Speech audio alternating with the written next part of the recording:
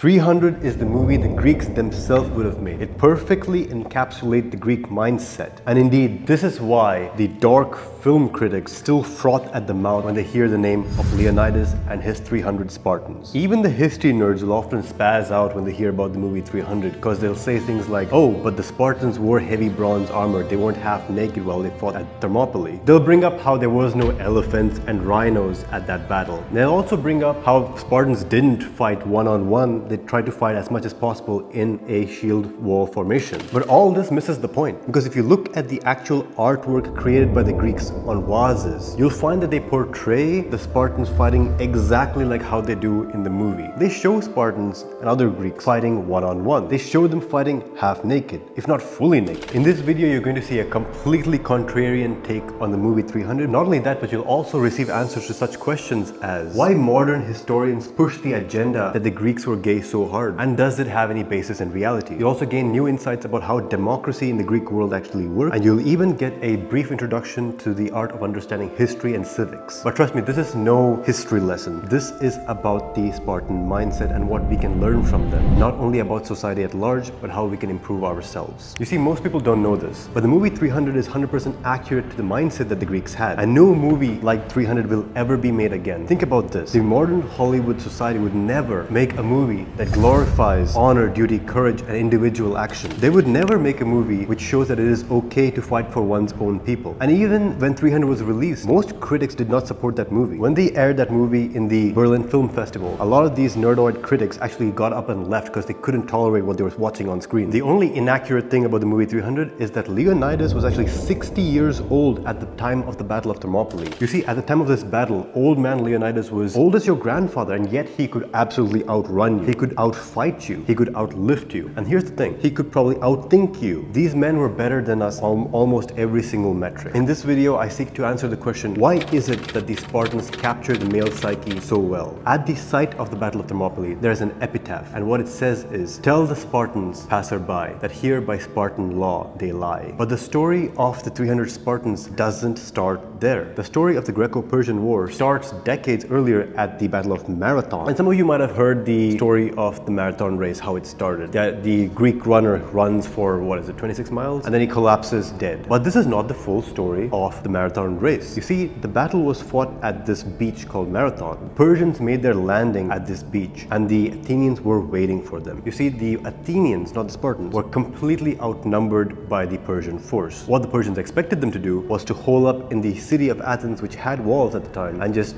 siege it out. But the Athenians had another plan. They would wait in ambush. They would wait for the Persian forces to land at the beach, and before the Persians had the chance to get out of their boats and really set themselves up, they would attack immediately, pushing them back into the ocean. And this they did. Imagine if you're a Persian soldier, you get out of your boat, your ship with your horses and whatnot after months of travel, you're seasick, you haven't walked or exercised properly in months, and now you suddenly see on the horizon a tide of bronze shields coming at you with everything they've got. It must have been a terrifying sight, and absolutely the Athenians slaughtered them. And immediately after this pitched battle, they marched 26 miles back to the city of Athens to prevent another attack on their city. And you have to understand, these weren't the special forces of Athens. These were just the citizen soldiers of Athens. This was your everyday citizen of Athens performing a feat, a military feat and a physical feat as great as anything which our best special operators would struggle to do. That's right, the average Athenian citizen was as good as our special forces and Navy SEALs. And speaking of the Athenians, as the Spartans were demolishing the Persian army at Thermopylae, the Athenians were sending the Persian fleet to the bottom of the ocean at Salamis. Decades later, when the Persians decided to resume their attack and this time go through the mountain passes, they had the terrible misfortune of meeting Leonidas and his 300. Each of the 300 was an apex predator. Each and every warrior of them could absolutely lead troops in battle. They could conduct covert operations. They could fight hand to hand, or they could fight in formation.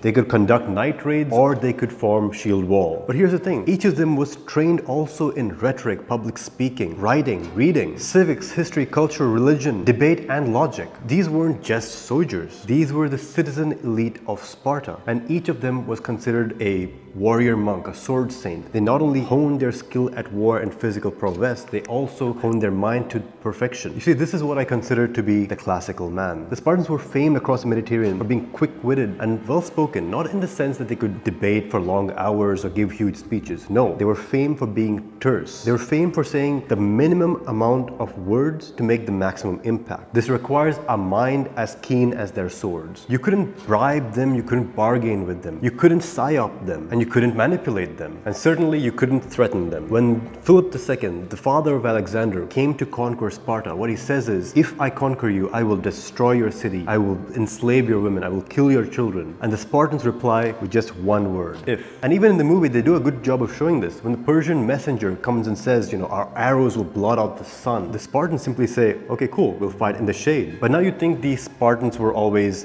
dour and terse, always talking about discipline and warfare. But I don't think this is true. I think if you look at the elite soldiers of today, if you look at the way Navy SEALs, Army SF, Rangers conduct themselves, they aren't a bunch of strict disciplinarians who only focus on discipline. They're actually really funny. They're actually really good socially. They can absolutely hang out, they can drink, they can party, they enjoy life. And indeed, the more elite the soldiers, the better bond and brotherhood they have with each other. They have their own internal language, their own internal words, which only they understand. They have these unique experiences which no outsider can really respect. And only by really joining a part of these SF teams or Navy SEAL teams, whatever it is, can you truly be a part of them. The Spec Op guys are some of the least neurotic people on the entire planet. They've mastered so many skills that they've gotten to a point of immense perfect confidence in themselves. This means they practically have zero anxiety. Not only do they know that they can fight it out in the field, they also know they can survive indefinitely out there. They know that if somebody gets shot, they can patch them up. Oftentimes, these guys are competent in multiple languages. I suspect that after a Spartan goes through the initial training phase, after that, it's not a bad life. Probably after that, the adult Spartan who are already initiated into the order, they would just work out, train on weapons, play sports, get massages under the sun, and then go back to their wives. Even in the movie, they show this. When the Persian arrows come flying down, the Spartans get under their shield and they're just laughing. This is exactly how modern SF would have reacted to the same situation. Now, moving to a different topic within this. A lot of film critics and articles have come out criticizing the Spartans. In fact, criticizing the idea that the Spartans should be respected and should occupy such a big space in the cultural zeitgeist. They say that Spartans can only do what they could do, be full-time soldiers because they had slaves. And slavery is bad. Therefore, Spartan society should not be remembered. Tons of movie reviews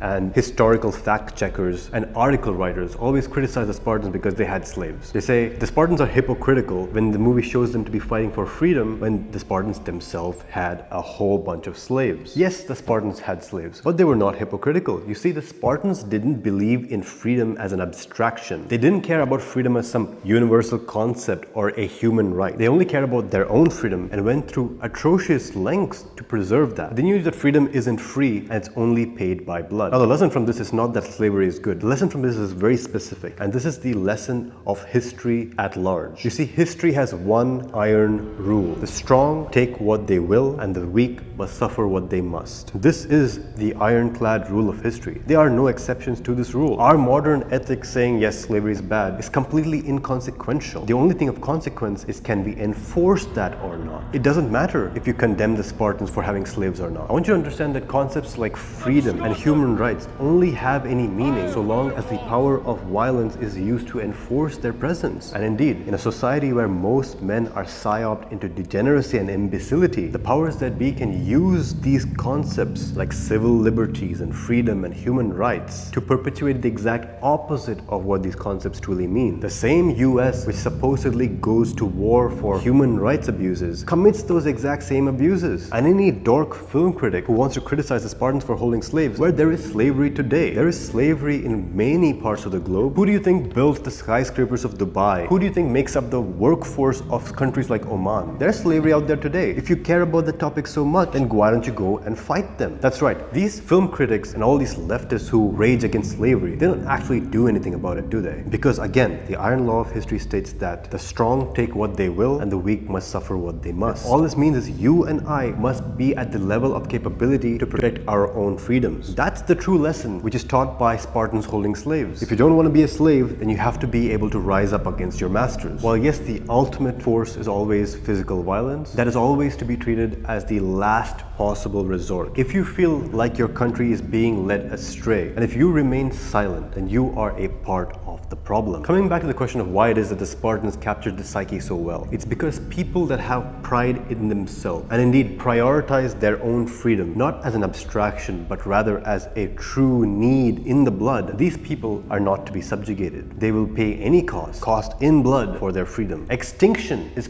preferable to subjugation for such peoples. And of course, the Greeks and the Spartans were not the only people like this. The Germanic tribes across the Danube would rather die to a man rather than being subjugated by the Romans. Many Native American tribes would rather perish than be yoked by the white man. Did not Porus, the elephant king of India, rather fight than subjugate himself to Alexander, who literally conquered the rest of the known world? This is the kind of attitude that I want to instill upon the individual and therefore have an effect on society at large. The core of all this is simply to say that rights and freedoms only have any meaning if you're willing to use them and indeed bleed for them if need be. And I want you to be completely incorruptible, as the Spartans were. When the Persians offered to the Spartans endless gold, all the land of Greece, and to make the Spartan king the warlord of all Greece, the Spartans refused. When the Persians asked them to lay down their arms, the Spartans simply hold on to their weapons and say, "Come and take them." And indeed, for example, even in modern times, the US didn't gain its independence through peaceful protest, now did it? I'd argue that the fundamental freedoms of the United States citizen rests not upon the First Amendment, but the Second. If you're interested in Greek and Roman history, you'll often come across this line of argument that homosexuality was very much common in Greece. This is an utter psyop, completely false, completely BS. This line of argument was completely fabricated by modern historians. The evidence for this is so sparse. Okay, you don't understand. So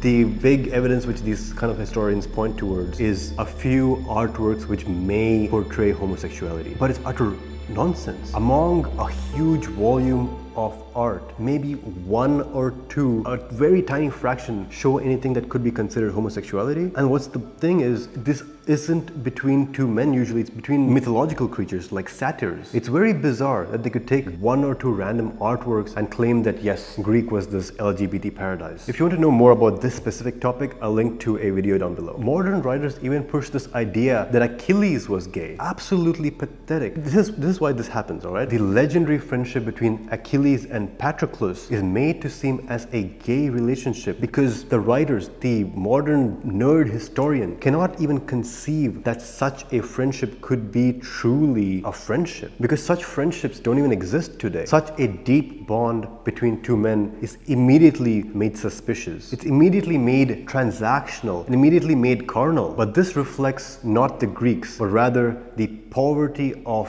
our current historical community, and indeed the poverty of our society, which doesn't have that kind of friendship anymore. And indeed, strong bonds between young men is the most powerful and indeed most destabilizing factor in a stagnant society. This is one of the reasons why the modern film critic hates this movie so much, and this is the reason why you and I enjoy this movie so much, because we feel it in our blood. We know in our bones that this is how it was meant to be. And for this reason, I give the movie 300 a 4.5 Corinthian helms out of 5. Why only 4.5? Why not just a total score of 5 out of 5? Because there's this stupid plot line in this movie of the Spartan queen. You see, like I said before, I have a lot of respect for Spartan women. They're very, very capable. But in this movie, all the queen really does is sleeps with another man while her husband is out fighting for her freedom. And the idea is she did this in order to help him, because to send a Greek army to support him. But even this doesn't really work. It completely backfires, and she ends up having to steal a sword from the traitorous senator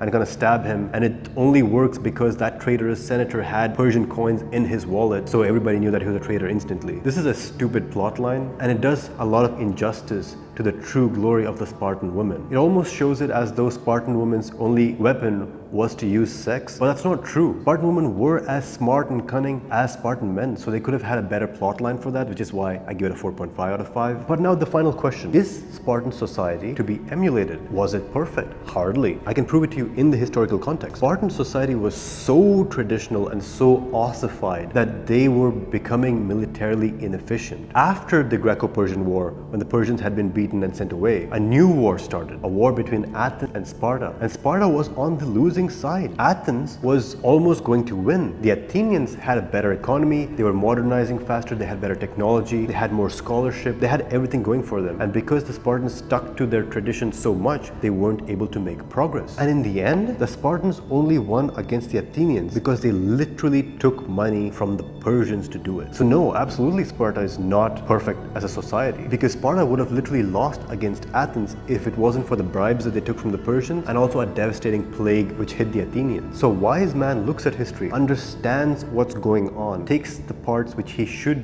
copy and rejects the parts that he should not. And you know, I'll tell you something funny about this video, like very meta, right? So when I was writing the script for this video, which was a couple months ago, I happened to look up the date of the Battle of Thermopylae as a part of the research. And it happened, just by pure coincidence, happened to be the same date as when I was writing the script, which, you know, what a coincidence, right? I see that as a good omen.